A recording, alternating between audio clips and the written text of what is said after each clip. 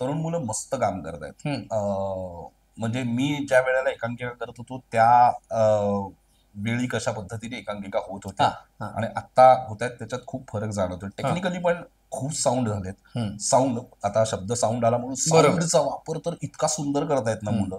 त्यावेळेला काहीच केलं नाही. इव्हन सेटच्या बाबतीत वगैरे काहीच विचार केले नव्हते आम्ही. हा हा. स्क्रिप्ट आणि कॅरेक्टर्स जास्त स्ट्रॉंग. उलट थोडंसं असं होतंय की आता हे मिसिंग आहे की काय, अच्छा. स्क्रिप्ट आणि कॅरेक्टर्स जास्त नाही, पण तरी करतायत, नाही हम्म. असं नाही. पण आता परीक्षक म्हणून मी तुला खरं सांगू का, कितीतरी माझे मित्र आहेत इंटर हो. कॉलेजला, अजून पण हम्म. आहेत की मी जेव्हा परीक्षक येतो तेव्हा त्यांना बरं वाटतं.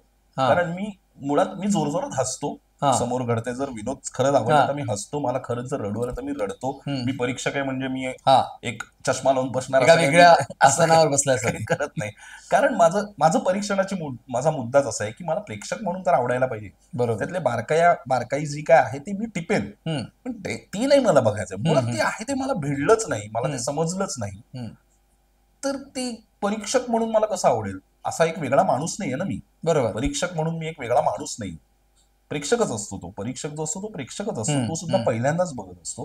तो जो नाट्यानुभव आहे तो मला जर छान, जेवढा चांगला नाट्यानुभव जी एकांकिका देते ती पहिली येते. हम्म. इतकं सिंपल माझं परीक्षणाचं वा. हे आहे. मी काही वेगळा चष्मा लावत नाही. हम्म. त्यामुळे सर्वात सुंदर नाट्यानुभव या एकांकिकेने दिला, ही एकांकिका पहिली. हम्म. इतकं ते इतकं सिंपल सोपं आहे, आहे. सोपं आहे माझ्यासाठी. हम्म. स्पर्धा पण चांगल्या झाल्यात आणि त्या एकांकिका पोचायला लागल्यात आता हम्म. आपल्यापर्यंत. सो तो फरक खूप जाणवतोय. पण मी मगाशी म्हणालो तेच, फक्त त्याला ग्लॅमर द्यायची हा. गरज आहे. त्या सगळ्या मुलांना जर हे वाटलं ना की माझी कला बघायला आज इंडस्ट्रीतली 40 लोक आली आहेत या, हा. तर ते अजून त्यांना हुरूप येईल, अजून मेहनत घेतील आणि थिएटर करतील. ते हम्म. थिएटर करणं खूप महत्वाचं आहे, खूप महत्वाचं आहे. ते त्या वयात करणं खूप महत्वाचं आहे. म्हणजे मला आठवत आहे की पूर्वी जेव्हा तू जेव्हा काम करत होतास किंवा दिग्दर्शन करत होतास, वेगवेगळ्या चॅनल्सची माणसं पण येत होती येत बघायला. होती, आता नाही येत आहेत का? नाही येत आहेत. नाही येत आहेत. म्हणजे मला आठवतंय ना, आता एक आडवी रेघ, तू हा. मगाशी मुद्दा हो. केलास, तर एक आडवी रेघ मध्ये भक्ती देसाई मॉब मध्ये होती. हम्म. मॉब मध्ये होती. त्या एका आईच्या मी 6 आया केल्या होत्या, होय असा तो होय होय. मॉब वापरला होता. खरंय. कारण तुला खरं सांगतो, त्या एकांकिकेची गंमत अशी आहे, ती खरं तर 4 पात्रांची कथा आहे. हो. पण माझ्याकडे ज्युनियर्सला खूप मुलं आली होती. हम्म. आता ही सगळी नाट्य विभागात टिकली पाहिजेत बरोबर. म्हणून ती मी एकांकिका मॉबची गेली. हम्म. बाकी काहीच कारण नव्हतं खरं तर. त्यांच्यासाठी जे जिंकलं तर जिंकलं, हारलं तर हारलं, पण ह्यांना घेऊन एक नाटक करूया. हम्म. भक्ती देसाई मॉब मध्ये होती त्या एकांकिकेत. आणि विद्याधर पाठारे होते का आठवत नाही मला, प्रोड्युसर. तिला येऊन तू करशील का ग सिरियल मध्ये काम, असं विचारलं होतं मॉब मधल्या मुलीला. बरं. आणि तिला सिरियल मिळाली होती. ओके. आता मला हे आठवत नाहीयेत कोण होते ते, पण त्यावेळेला मॉब मधल्या मुलींचे आणि मुलांचं सुद्धा कास्टिंग व्हायचं. हो. जर ते हिरोईनसाठी तो योग्य चेहरा वाटला तर ऑडिशन तर दे, इथपर्यंत तरी जायचं. खूप माणसं. आणि मला दिग्दर्शन कुठून मिळालं? मला एकांकिका स्पर्धेतूनच मिळालं. कारण मला आता वाटतं ना की एकांकिका स्पर्धा आपण खूप केल्या, तू पण बघत होतोस, आम्ही खूप केल्या. आता काय मुलांची चूक आहे? एकांकिका स्पर्धेला किती लोक येतात बघायला? कोण सेलिब्रिटी येत आहेत बघायला? कुठल्या सिरियलचं कास्टिंग एकांकिका स्पर्धा बघून होत आहे? नाही होत आहे. कोणी दिसत नाही मला एकांकिका स्पर्धांना. खूप कमी स्पर्धांना खूप कमी लोक बघायला येतात.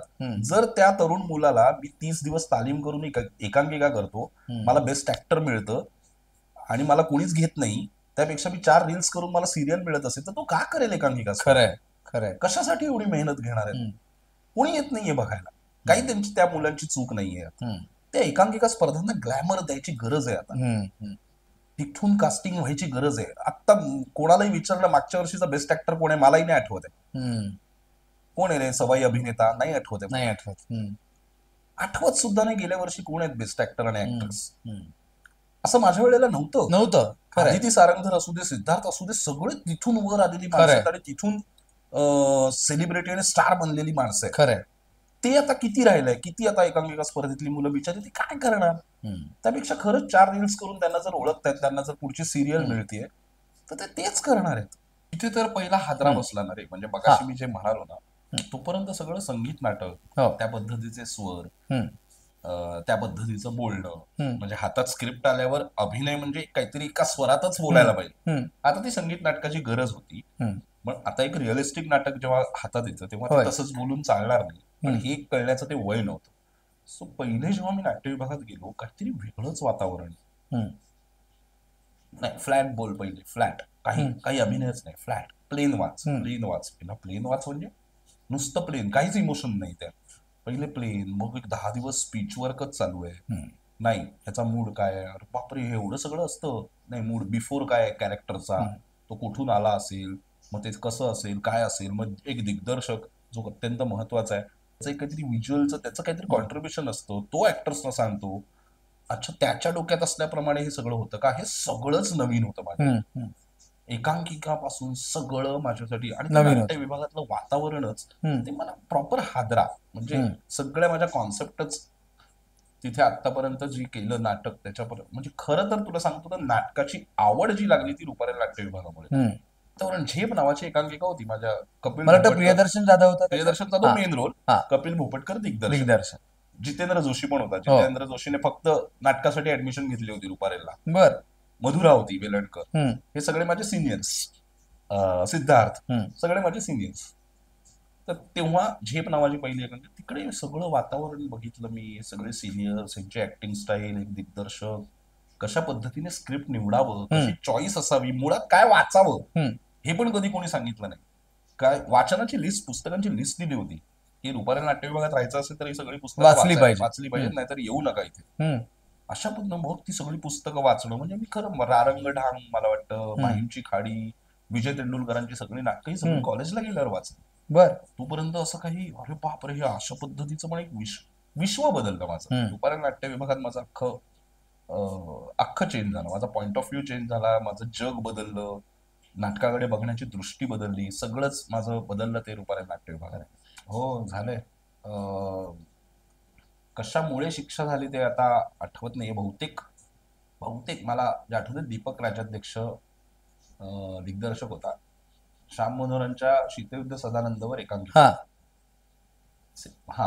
बहुतेक सिद्धार्थ होता, मी सिद्धार्थ जाधव, मी नंदिता पाटकर, धुरी,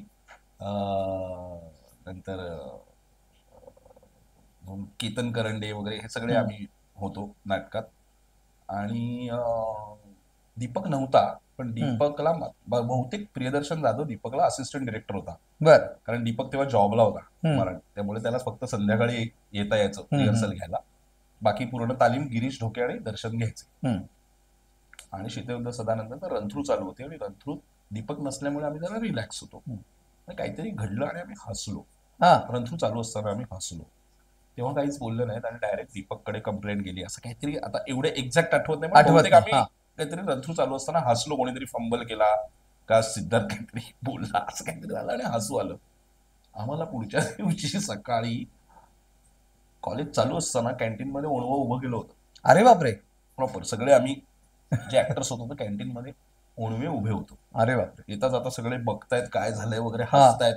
इतकं एम्बॅरेसिंग होतं. शिक्षा होती की अशा अनेक शिक्षा.